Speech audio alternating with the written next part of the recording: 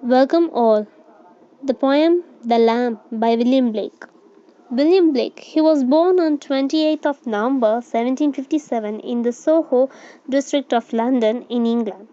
The Bible had an early influence on him. At an early age, Blake allegedly began experiencing visions.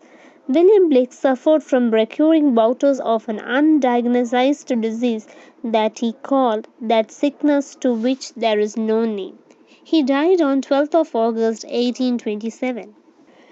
Here is the poem The Lamp.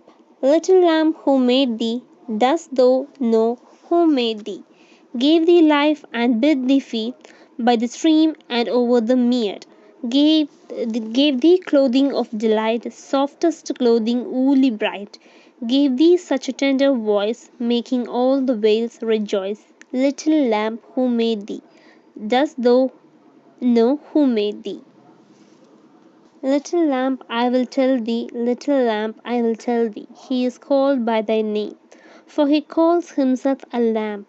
He is meek and he is mild. He became a little child. I a child, and thou a lamp. We are called by his name. Little lamp, God bless thee. Little lamp called God bless thee. In the poem's explanation, the poem begins with the question, Little lamp, who made thee? The speaker, a child, asks the lamp about its origins, how it came into being, how it acquired its particular manner of feeding, its clothing of wool, its tender voice.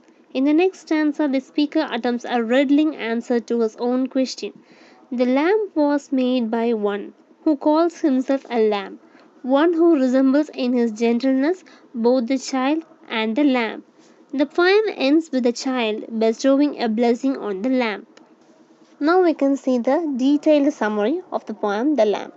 The Lamp by William Blake was included in the Songs of Innocence published in 1789. It is regarded as one of the great lyrics of English literature, in the form of a dialogue between the child and the lamp. The poem is an amalgam of the Christian script and pastoral tradition. The lamp is a universal symbol of selfless innocence. Jesus, the lamp, is the gentle imagination, the divine humanity. The lamp identifies with Christ to form a trinity of child, lamp, and redeemer. The poem presents the ideal of charity, substantiating Christian compassion and caritas or carrying the idols of the Lamb of God. However, the Christian connotations also contain the implications of sacrifice, death, and tragedy. Christ, the human sacrifice, who look upon himself the sins of the world. And the form of the poem. The lamp has two stanzas, each containing five rhymed couplets. Repetition in the first and last couplet of each stanza makes these lines into a refrain and helps to give the poem its song like quality. The flowing eyes and soft vowel sounds contribute to its effect and also suggest the bleating of a lamb or the lisping character of a child's chant. And a short analysis of this poem. This poem was an archetypal approach. The lamp, of course, symbolizes Jesus. The traditional image of Jesus as a lamp underscores the Christian values of gentleness, meekness, and peace. The image of the child is also associated with Jesus in the Gospels.